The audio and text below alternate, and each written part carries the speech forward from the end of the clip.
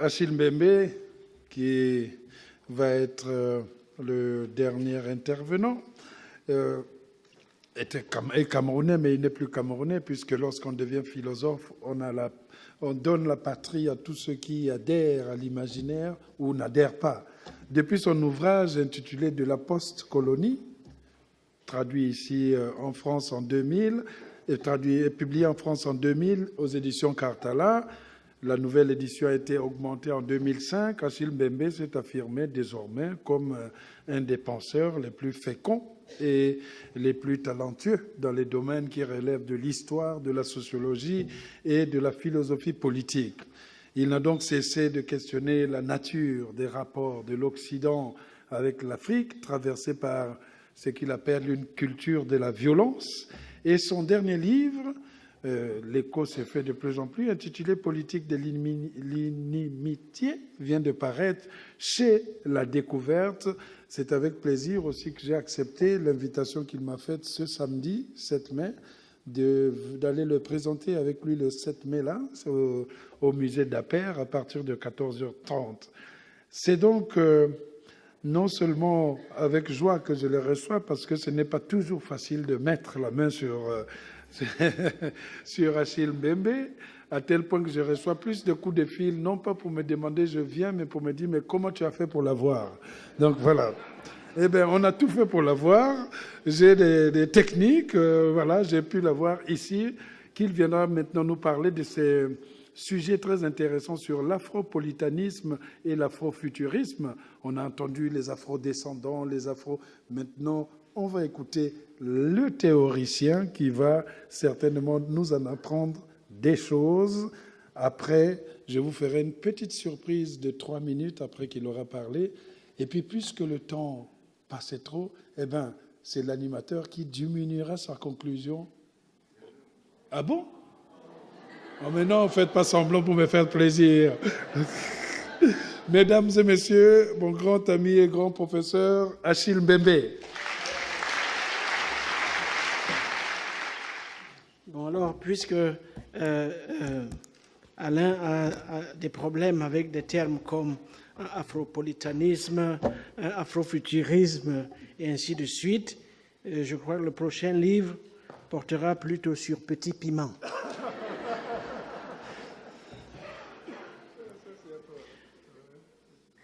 Alors, tout ou presque tout a été dit, d'abord par Alain lui-même, lors de sa leçon inaugurale, puis par tous ceux et toutes celles qui sont intervenus sur cette scène depuis 9h30, et desquels, moi en particulier, j'ai énormément appris. Du coup, il n'y a presque plus rien à dire. Mais puisqu'il faut tout de même dire quelque chose, je vais me contenter de quelques miettes, de quelques restes et de quelques fragments. Je dirais pour commencer qu'il y a des signes qui ne trompent guère. Des signes avant-coureurs qui indiquent clairement que quelque chose se prépare, même si ce quelque chose n'a pas encore de nom. Souleymane, qui est assis au premier rang ici, et moi-même étions ici au mois de janvier à l'invitation du ministre des Affaires étrangères d'alors, M. Fabius, à l'occasion de la Nuit des idées. Plus de 15 000 personnes avaient alors défilé au Quai d'Orsay. Peu après, Alain a donné sa leçon inaugurale ici même, dans cette vieille institution qu'il a occupée, comme vous l'avez tous vu, sans complexe, élégamment, mais surtout à la manière d'un ouragan. Et pour ceux d'entre nous qui nous intéressons au devenir de cette institution, il n'est pas exagéré d'affirmer qu'il y aura désormais un avant et un après Mabankou, ce qui n'en fait cependant pas encore l'équivalent du Christ.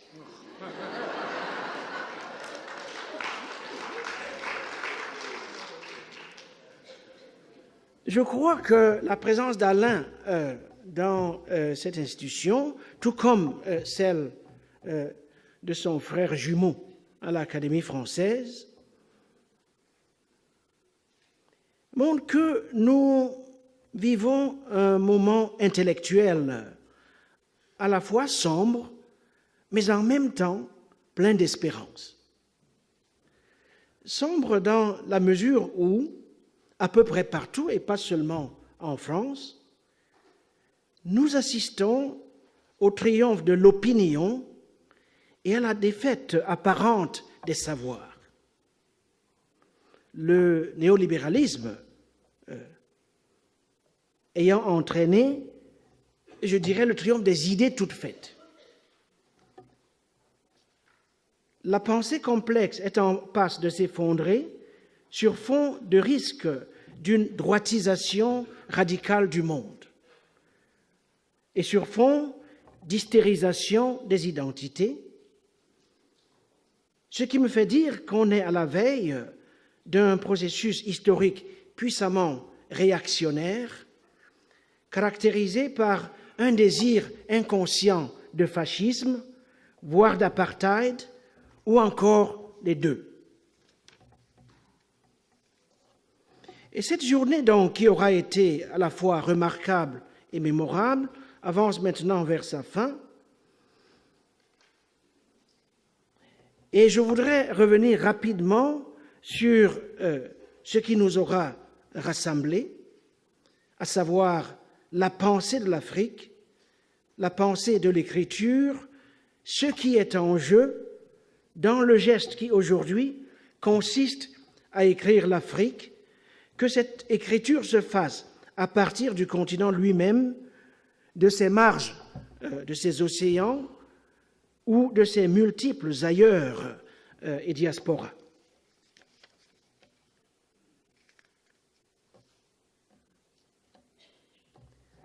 Or, cette question n'est pas neuve. La question de savoir qu'est-ce qui est en jeu dans le geste qui consiste à penser et à écrire l'Afrique.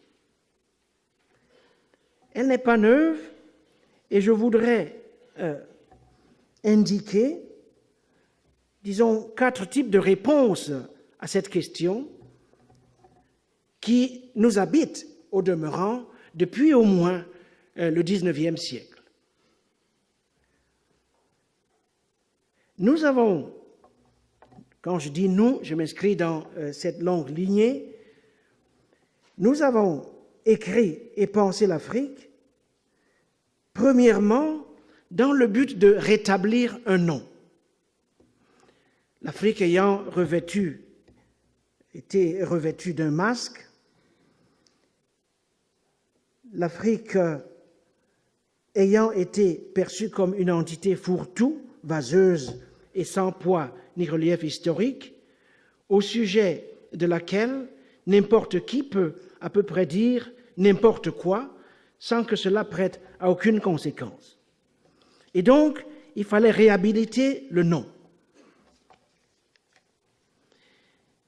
Nous avons pensé et écrit l'Afrique dans le but, deuxièmement, de ramener à la vie ce qui avait été abandonné aux puissances de la négation, de la défiguration et du travestissement. Troisièmement, nous avons écrit et pensé l'Afrique dans le but de réouvrir l'accès au gisement du futur.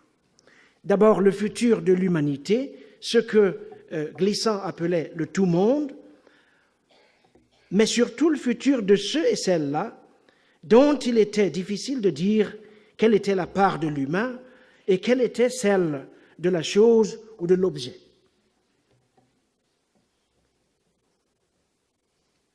Nous avons, quatrièmement, pensé et écrit l'Afrique dans le but de contribuer, comme le signalait Lydie ce matin, de contribuer à l'avènement d'un monde habitable.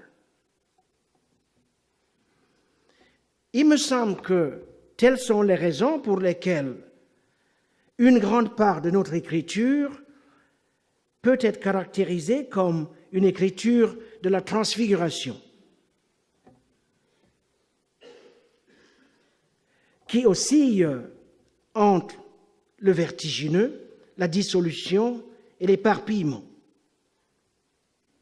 Cette écriture, la transfiguration, est typique du roman. Je pense en particulier à quelqu'un comme Tutuola, Wologwem, Sonila Butansi, que l'on a cité ce matin, qu'il s'agisse de la philosophie, Souleymane il est là, et Boussi Boulaga, qu'il s'agisse de la poésie, Senghor, Césaire, ou qu'il s'agisse des arts plastiques, de la musique, du théâtre dont nous parlait Dieudonné ce matin, de la danse ou même de la para.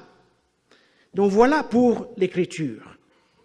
Mais qu'en est-il de l'Afrique elle-même? L'Afrique est née au monde moderne, je dirais, sous le signe de la circulation. L'Afrique est présente aux fonds baptismaux du Nouveau Monde. Et en fait, c'est du Nouveau Monde que nous vient l'idée moderne de l'Afrique.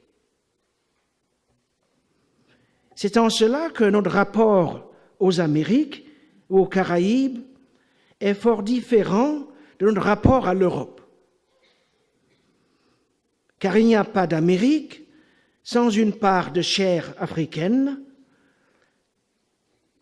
Les Amériques sont faites de notre chair et de notre verbe. L'Europe, par contre, surgit dans notre histoire sous le visage de ceux qui cherchent à nous limiter. Nous sommes sa frontière, son extérieur, du moins à ses yeux. Nous sommes perçus comme une greffe. L'Europe estime que nous ne faisons pas partie de ses géniteurs. Or, on ne peut pas en dire autant des Amériques. Nous sommes des cogéniteurs des Amériques. L'Afrique qui naît au début du XIXe siècle dans l'imagination des esclaves et leurs descendants est évidemment une entité géographique, un lieu physique, mais elle a aussi et surtout une idée, I majuscule. Elle est surtout un horizon, elle est un projet, elle est un rêve. Le rêve d'un lieu de la planète où être noir ne serait plus un handicap ou un problème. Un lieu où les gens d'origine africaine ou les descendants d'Africains n'auraient plus à se justifier, à justifier qui ils sont, pourquoi ils sont là, pourquoi sont-ils ce qu'ils sont. Un lieu où leur droit à l'existence ne serait pas remis en cause. Un lieu où ils ne subiraient plus le harcèlement au quotidien. À partir du XIXe siècle, l'Afrique est donc un concept politique, un certain imaginaire de la transnationalité, de la citoyenneté de la nationalité en tant que fait par définition transnationaux. Et cette idée d'une Afrique en tant que le lieu d'une entité dénationalisée, le lieu d'habitation d'un peuple transnational, est au fond une idée précoloniale. Dans la mesure où, avant la colonisation, notre conception des territoires et des espaces est mobile, nous sommes peut-être les seuls, avec les nomades d'Asie, les seuls à avoir inventé des empires caravaniers ou à avoir développé le commerce à longue distance. Et donc, je pense que pour le temps qui vient, il nous faut récupérer cette idée de la transnationalité et de la circulation.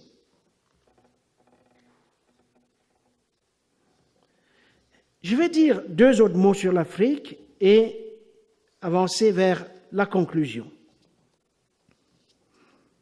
Évidemment, pour ceux qui s'intéressent au désastre, à la dictature, nous sommes un énorme laboratoire. Des satrapies qui n'en finissent plus. Le gouvernement, par la négligence et à perpétuité, une classe politique parasitaire, des peuples apparemment avachis, du genre que décrit d'ailleurs Césaire dans les premières pages de son cahier d'un retour au pays natal. Évidemment, il y a tout cela. Boko Haram, Ebola, des guerres civiles sans fin, des pandémies, et ainsi de suite. Mais au regard du présent et l'avenir, il n'y a pas que cela. En fait, il y a quelque chose de profondément radical qui est en gestation. Et je vais vous donner quelques exemples. Le premier a trait à la force du nombre. Dans 30 à 50 ans, plus d'un habitant de la Terre sur 3 sera africain ou de descendance africaine. Le monde de demain sera africain, d'un point de vue démographique. La transition démographique est loin d'être terminée. Et en fait, d'un point de vue démographique, l'on assiste à un basculement de notre monde en direction de l'Afrique et de l'Asie. Dans 30 ans, l'Europe sera un continent de vieillards. La question qui se posera à nous sera celle de savoir comment transformer cette dividende démographique en facteur de production de nouvelles richesses. Eh bien, la réponse, on la connaît, en investissant en priorité dans l'éducation, dans la santé, dans la formation de ce que Célestin et ses amis appellent le capital humain, puisque pour eux, tout est capital. En investissant évidemment aussi dans l'eau, dans l'énergie, en investissant massivement dans les infrastructures, les ports, les chemins de fer, les autoroutes régionales, l'objectif étant de transformer le continent en un vaste espace de circulation. Nous devons ouvrir l'Afrique à elle-même et cela suppose, je vais rêver avec vous, l'abolition des frontières héritées de la colonisation. Pourquoi? Parce que le coût des frontières héritées de la colonisation est devenu exorbitant. Nous souffrons d'une double pénalité. Nul ne veut des Africains ailleurs et nous donnons l'impression de ne pas en vouloir chez nous-mêmes.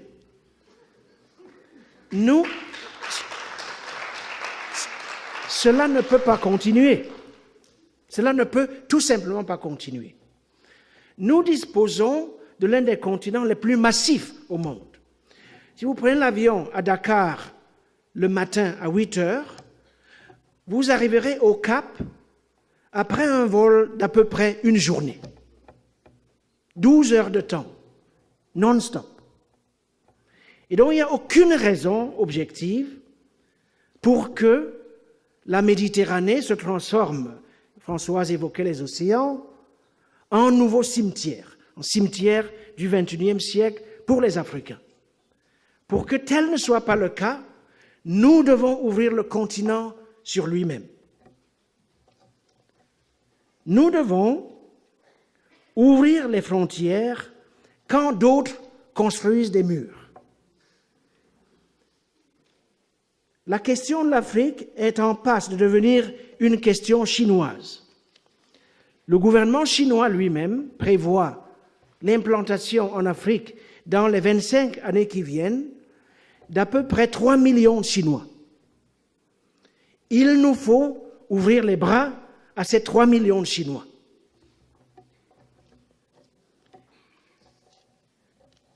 Il nous faut observer de très près les recompositions spatiales et urbaines qui ont cours et qui s'accompagnent de l'émergence de grands corridors métropolitains qui, à s'y méprendre, fonctionnent de plus en plus sur le modèle de véritables cités-États.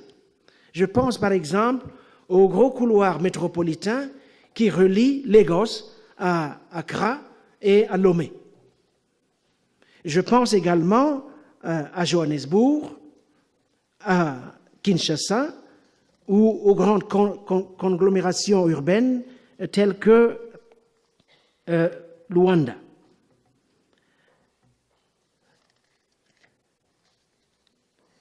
Ces recompositions sont également culturelles, point de vue linguistique, et Suleiman avait raison de dire que le français, l'anglais, le portugais sont des langues africaines. Combien de temps faut-il avoir pratiqué une langue pour qu'elle s'inculture, qu'elle devienne la vôtre? Donc il est temps de les reconnaître comme des langues africaines, dénationaliser le français, rejeter ce concept de francophonie qui ne veut rien dire, puisque sans l'Afrique, le français est une langue purement ethnique. C'est l'Afrique qui universalise, qui donne au français ses attributs d'universalité. Je vais terminer, puisque Alain doit quand même parler. 3 points. L'Afrique doit devenir son propre centre et sa force propre. Pour y parvenir, il faut la transformer en un vaste espace de circulation. 2e point, l'avenir de la planète se joue en grande partie en Afrique. Il y a, je le suggère, une planétarisation de la question africaine à laquelle il nous faut faire attention, il faut prêter attention. 3e point, et ceci à l'adresse des minorités, puisque l'on en a parlé abondamment cet après-midi, dans une large mesure,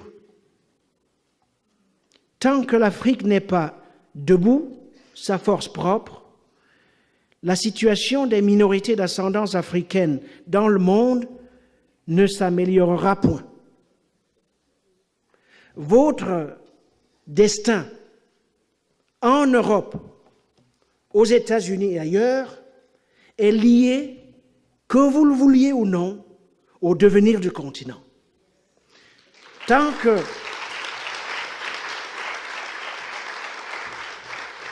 le continent est à genoux, votre humanité pleine et entière sera toujours remise en question où que vous soyez.